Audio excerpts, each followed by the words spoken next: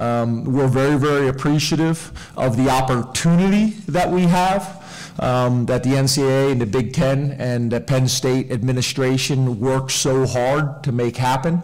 We're very appreciative of that opportunity. It's amazing how many people texted me and emailed me last night and said how awesome that you're bowl eligible. We're not bowl eligible. We have an opportunity to go to a bowl game. We need to make sure that we can take care of our business this week, which is Rutgers. And that's really what I'd like to talk about. I know you guys can ask me 55 questions that don't have to do with Rutgers, but I would like to talk about Rutgers, Rutgers, Rutgers, Rutgers, and then maybe a little bit more about Rutgers.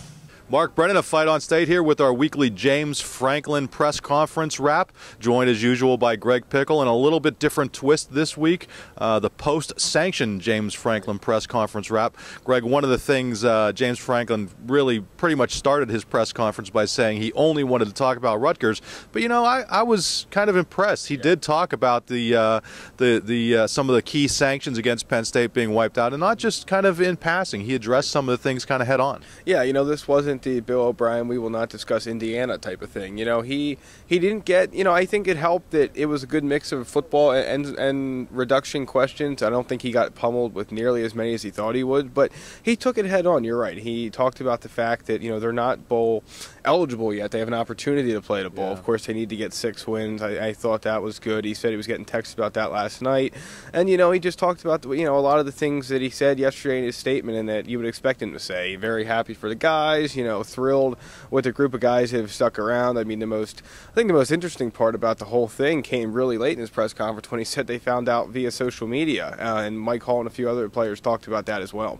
Yeah, that's kind of the way things are these days. I also like the fact that he took the time to recognize the 49 guys who stuck with Penn State, who were there and are still with the program now. Obviously, it was more than 49, but that they actually brought those guys up in front of the team. And to me, you know, he didn't have to, well, I guess he did have to tell us because there were tweets and stuff about that, but that wasn't something that they necessarily had to share.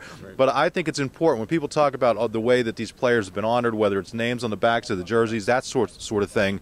To me, the fact that he went out of his way a little bit to talk about some of the guys who stuck around when you know what hit the fan, that I really like. Yeah, no, absolutely. I think it was something that, again, they didn't have to share it, but you know that it's something that a lot of people care about, and a lot of people want to know that those guys are being recognized, and they were. And, you know, you heard Mike Hall talk about that. You heard, you know, Lewis talk about that today. All these guys are very much aware of what those guys did, and basically the reason a lot of these guys are here today. So, and with this opportunity that they have. So I think everyone took the opportunity they had for sure to make that known today. Yeah, I mean, to think that they were going to just stick this behind them immediately and turn their focus to Rutgers, which, you know, I think probably practice-wise and meeting-wise and that sort of thing, they did. But you could tell that there were still some positive vibes among obviously James Franklin and the players who were here today. I was kind of surprised. I don't know about you, that they went through the entire teleconference and not one person asked about the scholarships being boosted back up to 85 next year, because to me that's as important as the bowl thing is for the long-term good of the program, and you cover recruiting as much as anybody. That's every bit as important, if not more so, than the bringing the bowl back. Yeah, without question. I mean, you think about it, you talk about the bowls. What's the bowl get you? It gets you a road trip, perhaps. It gives you a goal, perhaps. But it really gets you 15 practices. That's really what it gets you if you're not playing on New Year's Day or the national championship game. So you talk about the fact that it took so long to get the scholarships. It did. I'm not sure why, but they did get there. They said, James Franklin said it'll have an impact on this year's class. I think we kind of hit it on the nail yesterday. Hit it on the head yesterday. It's not going to have a huge impact. I think it'll give him 2-3 more this year. He sort of alluded to that today, but it's going to affect this class, and it's good. And it's also going to affect the next class because it'll make that loaded 2016 class bigger for Penn State in terms of opportunities. And then you go back to the fact that, they don't think they're going to get to 85, for next season, which I don't think that surprises anybody. Yeah, one other thing along these lines, and I know people do want to talk about some other things, but for all the rumors and scuttlebutt that were out there about there was this sort of deal going on and this was going to happen, but this wasn't going to happen, and this was put in front of Franklin, and I got every sense that he learned about this through social media. Were you reading today? Yeah, I mean, but there were a lot of things saying that he was presented. Well, do you want the scholarships? Obviously, it all turned out to be BS because they got everything back. But my point being, I mean, I did not get any indication that he had any forward knowledge of this than we did, other than learning about it through social media. He essentially said as much. Yeah, and he did say exactly that today, that he had found out about, he had found out about it through Twitter or social media. I can't remember if he specified or not. It wouldn't surprise me if he had a little bit of a heads up here. I think that he was very, very aware of the fact that his players certainly didn't. He didn't get to his players before social media today, or he said today that he wasn't able to. Could he have had a little bit of heads up? Yeah, maybe a couple hours. I don't know, but it was very clear, at least from the players and him, that they didn't, that Twitter beat them to the punch, which means they, of course, didn't have a whole lot of time to get things out there either. Well, it definitely wasn't the days and weeks that some folks were suggesting. Sandy Barber was here, but did not stick around. I don't know if you noticed the way she kind of snuck her way out before anybody had a chance to interview her. I'm not sure what else we would have gotten from her, since she was really kind of late to the game in this and wasn't really involved in a lot of the things that had gone on. But that was a little bit interesting to me. On to the Rutgers game.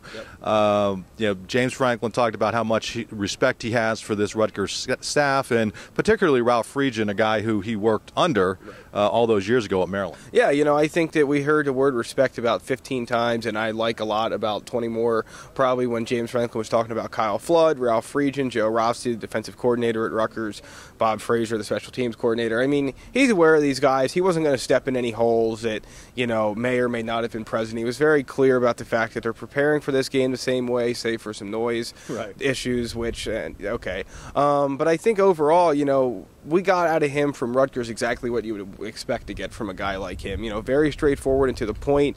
He talked about some of the guys that stand out on Rutgers, and he made very clear that there's some things Penn State is going to have to clean up as well. Yeah, in terms of the big rivalry that I think is, to me, I'm gauging that this is more of a rivalry from the Rutgers side of things at this like point. Penn State, Ohio State almost. Yeah, I mean, you really, until you start beating them on a regular basis. Now, obviously, this series hasn't been played for an awful long time, but I think this is one of these deals where Penn State really is the proven program in the East. Rutgers, I don't know if you call it an up-and-comer, but he was not biting on any of the stuff about this being some great rivalry. For the comments about the Rutgers folks, whether it's Flood or whoever, calling it, Penn State, a team from Pennsylvania.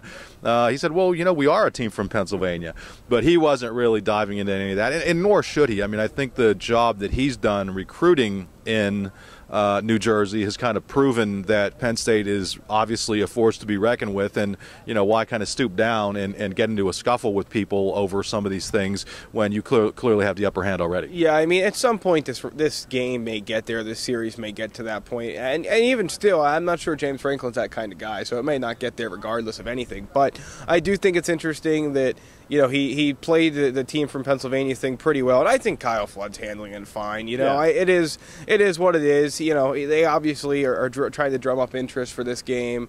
It's obviously, it's probably one of Rutgers' biggest games in the Kyle Flood era. I mean, I don't think that's a stretch. Obviously, Greg Schiano had success with them. I'm not sure Kyle Flood's had a bigger game than this one from a lot of different perspectives. And for Penn State, it's a game that suddenly means a whole heck of a lot more. When you look at the division, when you look at the fact that they, of course, need the 6 wins James Franklin talked about to get bowl eligible, and you sort of have this weird thing where Rutgers, and this sort of happens with Penn State, Ohio State as well, where there's so much talk from the Rutgers side about how big of a game it is for them. You start to see Penn State fans sort of be like, okay, we can treat it that way, and the 8 o'clock kick helps with that. So I think it's going to be a fun game no matter what, for sure. Yeah, I mean, I, as you said, I think everybody on the Rutgers side who's having fun with this, I don't mean to disrespect that, because I think it's great. I mean, we've seen it with Penn State in hoops a lot of times when a more well-established program comes in here and the Penn State fans are all jacked up about it. And listen, that's what, as a coach and as fans, that's a good thing, obviously, to have fun with. And listen, I'm glad that they got finally some dance partners here in the East, whether it's Rutgers, whether it's Maryland. I know some people wanted Pitt, some people wanted Syracuse, whatever. These are the people that are here. And for Penn State fans to have an opportunity to drive to a game, I just think is great. And that's one of the other things that James Franklin kind of joked about, is is that the game is so close that he has all these people asking him for tickets, and he's kind of nervous about all the players trying to have to fulfill ticket requests late in the week. So from that perspective, yeah, I mean, I didn't mean to come across as saying that I think any of this is negative, but I just think it's a little different perspective from the Penn State side and the Rutgers side. Getting into some of the team-oriented things that James Franklin talked about today, did not think he played enough guys. He's saying this against Akron, and they intend to play some more kids. And I was surprised by one guy who do you think I was surprised by? I'm going to have to think it was Christian Campbell. You know, this is a guy that was ahead of Daquan Davis on their depth chart this week. He didn't play defense. If he had any snaps last week, I missed him. I haven't got to check the report yet. But, I mean, this is a guy that they added very late in this class. And I think we're starting to see why James Franklin wanted those guys that he went out and got. The Grant Haleys, the Christian Campbells. You know, I wouldn't be surprised if we see Torrance Brown on the field sometime this year, though Penn State should be able to redshirt him with the way it is on the defensive line. But these late additions, he wanted them for a reason, and this is why they were so successful at Vanderbilt, because these guys can get on the field and play right away. And I'm interested to see what we get from Christian Campbell. He came up here for the first time at the blue-white game, 4 or 5 months ago. That was his first time here. And of course, after he had signed and everything. Right. Oh, absolutely right. Yeah, he signed in February, made his official with Torrance Brown for the blue-white game. So this is a kid that's only been around here for a couple months. Gino Lewis was very impressed with him when we got to ask him about him, and I'm amazingly curious to see what he can do on the field this week. Yeah, also anxious to see more of Grant Haley. It sounds like we may see more of him. Mark Allen wouldn't mind seeing some more of him. Marcus Allen, yeah, I'm sorry. Mark Allen, the running back. Marcus Allen, the big safety.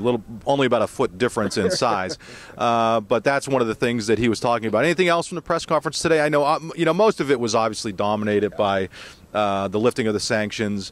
He was asked about. We should address this. That he was asked about the student. What would you even call it? You saw it. Gathering. I mean, it was really just a gathering of people. I mean, look, I've seen people try to insinuate that it was something similar to what happened back in 2011. Look, there was no mattresses floating around then.